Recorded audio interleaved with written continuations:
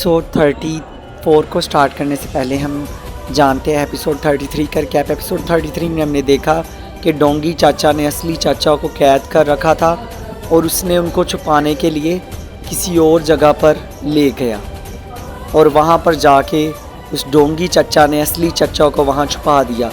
असली चाचा ने कहा मुझे छोड़ दो, मगर नहीं छोड़ा क्योंकि उसकी गुफा में अली बाबा और माधव आने वाले थे। उसने अली बाबा और माधव की वजह से जल्दी से असली चच्चा को छुपा दिया डोंगी चच्चा ने। अब माधव और अली बाबा डोंगी चच्चा के पास पहुँचे और उनको अपना बताया कि हम लोग बहुत शर्मिंदा हैं कि हमने बाज़ों को भेजा था मगर हम नाकाम रहे हैं, बाज़ हार चुके हैं, अब हम क्या करेंगे। अब डोंगी चच्चा ने बताया कि अगर बाज़ हार चुके हैं तो क्या हुआ, हमारे पास एक और हथियार है, वो है यहाँ से कई दूर बंजारों की बस्ती है जहाँ पर एक ताकतवर सपेरा रहता है। उस सपेरे की बीन ही है जिससे हम अब नाग राजा को काबू में कर सकते हैं।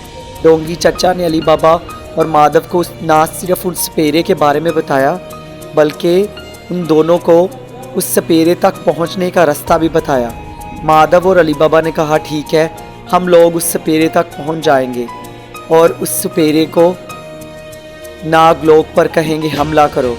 वो सपेरा बहुत ही ताकतवर है जो नागों को अपने काबू में कर लेता है। वो सपेरा खुद को कहता है कि मैं हूँ जो सारे नागों को काबू में कर सकता हूँ। क्या वो सपेरा अली बाबा और माधव की बात मान के नागलोक पे हमला करेगा, नागों को काबू में करेगा? क्या ऐसा होगा? क्या नाग राजा काबू में आ जाएंगे? आगे देखते हैं।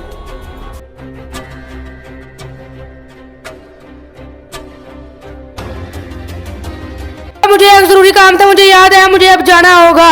तुम अकेले सपेरे के पास चले जाओ। लिए मैं जा रहा हूँ, अब ध्यान से जाना अली बाबा। मगर मैं अकेले कैसे जाऊंगा? तुम्हें तो पता है ना ये प्लान तो तुम लोगों का था कि सपेरे को बुलाएंगे, अब तुम ही मुकर रहे हो। मुझे कोई काम ना आता अली बाबा, मैं जरूर आपके साथ जाता। जा रहा हूँ अली बाबा। लगता है मुझे जाना होगा अकेले ही। मैं क्या करूँ अब, महासपेरा पता नहीं कहाँ मिलेगा।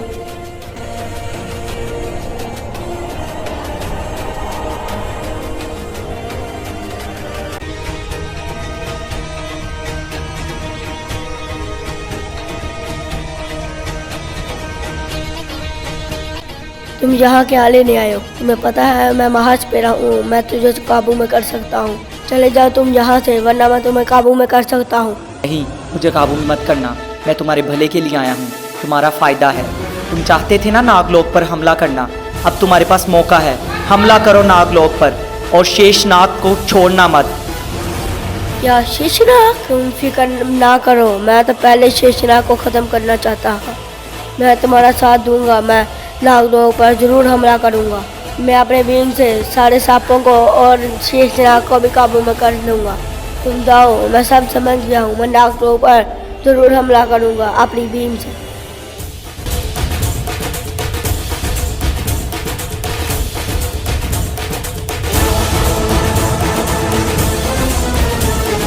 वैसे मुझे एक बात समझ नहीं आई, नागलोक पर इतना बड़ा और ख़तरनाक हमला हुआ बाज़ों का, मगर अली बाबा एक बार भी नहीं आया, एक बार भी पता पूछने नहीं आया कि नागों के साथ क्या हुआ है। एक बार भी अली बाबा नहीं आया।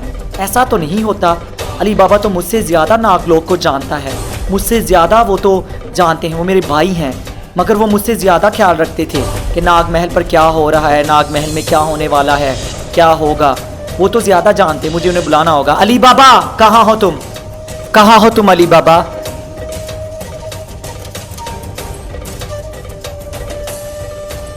कहाँ हो तुम अली बाबा? मैं तुम्हारा भाई नागराज शेषनाग तुम्हें पुकार रहा है, यहाँ आओ, तुम्हें आना होगा, मेरी पुकार सुननी ही होगी। अली बाबा कहाँ हो तुम? इस नागलोक में आओ, तुम्हें आना ही होगा अली बाबा। तुम नहीं जानते कि वक्त हो गया है तुम्हारे आने का। अली बाबा आओ यहाँ पर।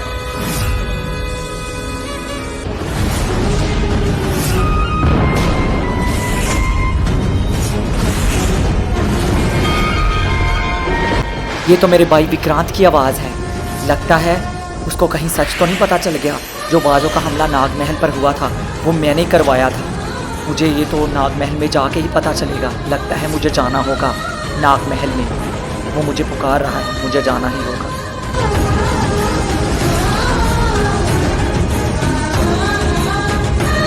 तो आखिरकार आप आ ही गए।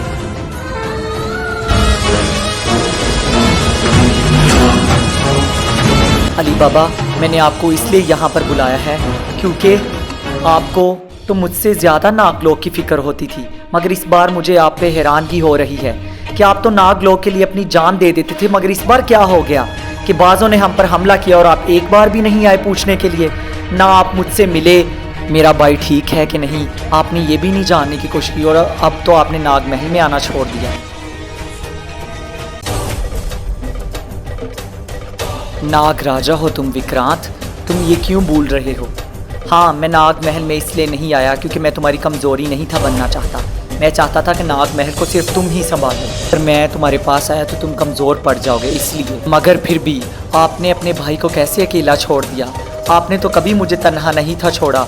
मैं आपसे थोड़ा सा नाराज़ हूँ क्योंकि आपने मुझे तन्हा छोड़ दिया था। अली बाबा, आपने तो कभी ऐसा नहीं किया। मैं जानता हूँ विक्रांत मुझसे नाराज़ ना हो।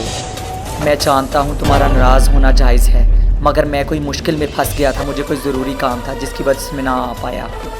क्या? हाँ विक्रांत, मैं सच कह रहा हूँ। मुझे कोई ज़रूरी काम आन पड़ा था जिसकी वजह से मैं तुम्हारी मदद करने नहीं आ पाया, लेकिन मुझे सब कुछ खबर थी कि नागलोक में क्या हो रहा है। तुम जानते ही हो मैं नागलोक के लिए कुछ भी कर सकता हूँ और अभी भी मैं ज़रूरी काम छोड़ के आया हूँ। मैं जा रहा हूँ। ठीक है, आप जाइए और मुझे माफ़ कर दीजिएगा, मुझे नहीं था पता कि आपको ज़रूरी काम था। जाइए, ठीक है, आप जाइए। ठीक है। मुझे नागराज शेषनाग होने के नाते इस नागलोक की हिफाजत के लिए मुझे कुछ ना कुछ तो बंदोबस्त करना होगा।